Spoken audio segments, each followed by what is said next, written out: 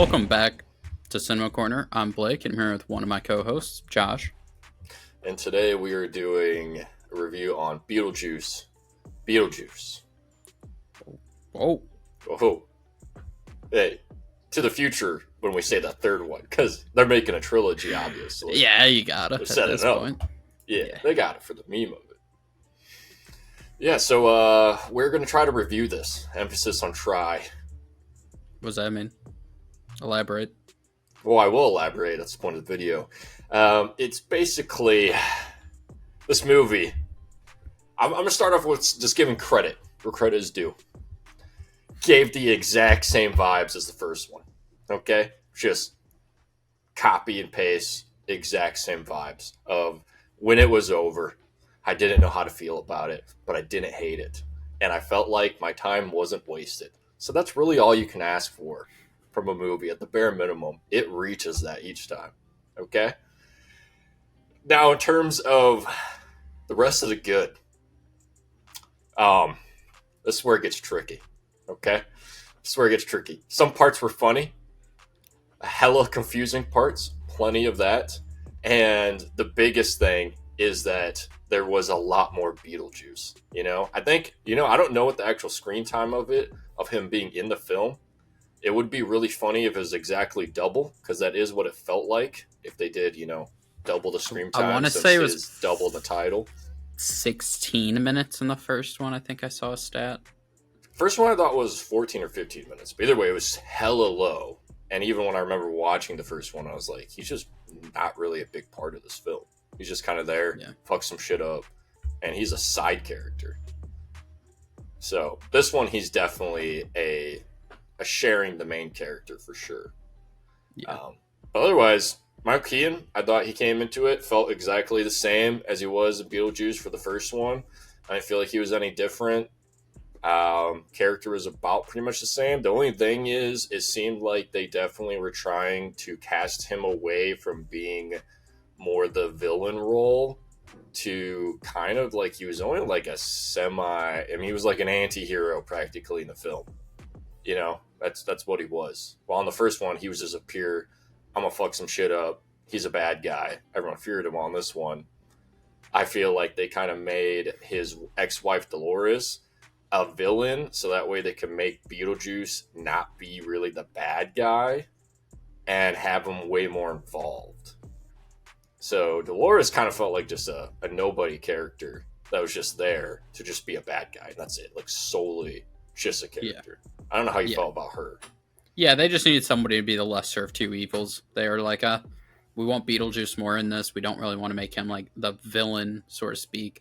So we'll just find something that's like, this person's worse than Beetlejuice. So that's kind of just, it was just like an excuse to be like, now you can somewhat like Beetlejuice. He's not like a monster kind of thing. Willem Dafoe, he's in this, and he is Willem Dafoe. Willem Dafoe.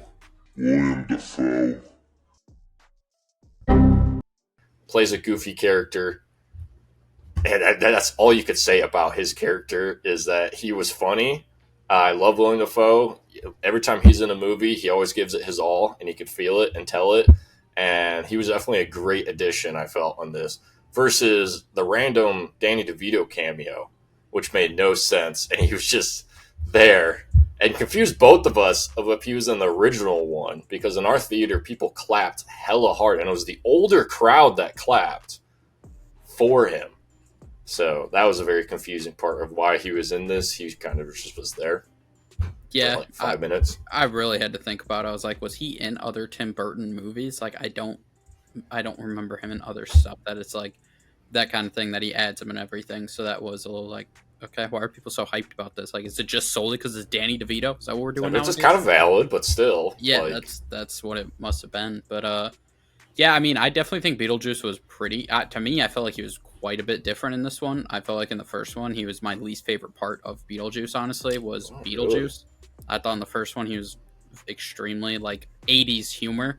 Like I was like, he's just not really funny to me. It's like just a lot of the same like. It was like that cartoon, like Auga kind of humor. It was just like, okay, really? Like people, so Looney Tunes. That's what you're saying. It was like, okay, he kind of sucks. Like he's not funny. This one, he actually, I think they changed his humor quite a bit, where I actually enjoyed him in this one. So I personally think there was quite a difference in Beetlejuice's character in this one compared to the old one. Yeah, overall, like you said, I mean, he definitely was more of a side, or more of a side in this one than in the original one. Where he definitely was a side. This one, I feel like there was no lead in Beetlejuice, to be honest, because I felt like Definitely Winona agree. Ryder, Jenna Ortega, and Michael Keaton all had, and even I can't think of the mom's name, something something, I can't remember of the actress's name, but Winona's Ryder's stepmom. All four of them, I feel like, had relatively pretty even roles in the movie for the most part. That I really don't think there was a star of Beetlejuice. I feel like it was just all co-stars, which worked really well. I thought I didn't think there was anybody who was like getting forced to be pushed behind for others, or people getting forced to be brought up just because of who they are. So I feel like they did a good job of that. Um, Obviously, you had the whole Jeremy. I feel like this one had a lot more going on in the movie that made it a little bit more enjoyable. The first one was a little just set in like, oh, we're just going to follow this family, and that's kind of it. Like, there wasn't a whole lot of side plots going on. This one felt like it had a little bit more going on, which I kind of enjoyed, to let you bounce around a little bit more. But yeah, I mean, I definitely, like you said, both of these movies are ones that end that you're like, didn't hate it, don't think I loved it, not mad I saw it. They have very, very similar between the two of them, that it gets over and you're kind of just like, I don't even know what to think of that, really. Like, I enjoyed it for the most part. Had some funny moments. In the first one, I think there was a lot more misses for me. This one definitely had quite a few moments that the random cutscenes to him speaking in Spanish was just so funny and out of nowhere when that came. Definitely agree on that one. Yeah, that one was just like, what? The best part is like when he basically like sent Jeremy down, got a big pop out of me when he just shows up at the bus station. So yeah, I feel like this one definitely had quite a few more moments of it that I'll remember and thought were funny. Yeah, I mean, overall, I just think the story, they did a good job of kind of adding other subplots that kind of made it a little bit more interesting and gave Beetlejuice more time. And I personally think there was quite a bit of a change of his writing, that I enjoyed him a lot more in this one than the first one. I definitely agree that, yeah, the quality, excluding the fact that, yeah, Beetlejuice is an old ass film, so I'm not even hating on the visual sides of things. Just the actual quality, you take visuals aside, definitely Beetlejuice felt like a more quality film overall. I felt like the writing was more well thought out, and just overall, it was more enjoyable. So I definitely agree with you on that one. This one is better than the first one, for Absolutely, sure. yeah. Also, I think the characters, for the most part, popped out better as well. Like, I think in the first one, a few of them was kind of just annoying as shit, and it would bother you. And also, I kind of agree with you too. You made a good point there that Beetlejuice felt more fleshed out on this one, and so he was more enjoyable. And the humor, yeah, and that one I'm not going to grade too hard, because obviously it was more our parents than us humor. It's in the 80s, old movie, first one. But yeah, speaking of Spanish scene was funny. I definitely enjoyed that they used the more side characters more as well, like Bob and his little minions, of making them more kind of funny, having comedic moments with them. I thought that was more enjoyable. While in the first one, they kind of were just like there. I don't remember them at all, besides just seeing their gross ass head, and then that's it. It's like, oh, these are my guys. There's nothing else about that scene. And the only funny scene really Beetlejuice even had was kind of like his first commercial in the first one. On this one, he had multiple kind of solo moments where he could shine. I thought the mom for Winona Ryder, I think her character's name is Lydia, at least the main character. I don't know. I don't remember the mom's name. Sadly, I do not. But the mom, I felt, was awesome in this one. I thought she was so funny, hilarious. I loved her character in this one so much. I thought it was kind of a funny advancement to see how because she was, rich and preppy in the first one, and then now she's kind of expressing that in modern day, how that just kind of continued. I love that, even with the dad too, and just the ongoing joke that is half of it got bit off from a shark. I thought that was totally funny how he did the parents. That was, I think, in my opinion, the funniest moment above the movie. Otherwise, the Jeremy and Jenna Ortega love story was was starting to get to a point where before the realization happened that he was dead, that I was like, oh shit, is this going to be really bad? I was getting worried about the film before I saw the book appear.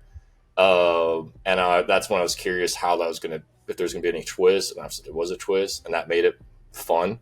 Them doing that also allowed them to flesh out more of the world, which was desperately needed from the first one, because they kind of only did a few things and then left the world aside and focused a lot on the house than the world of the dead. Well, this one definitely went more into it and had some more fun with it. So I'm definitely glad that it wasn't like just a love story and it had a fun twist that extended. Otherwise, really, my biggest complaint was kind of Dolores was lame. Really had just no point to the story other than just being a bad guy. And then their ending too was pretty awful as well.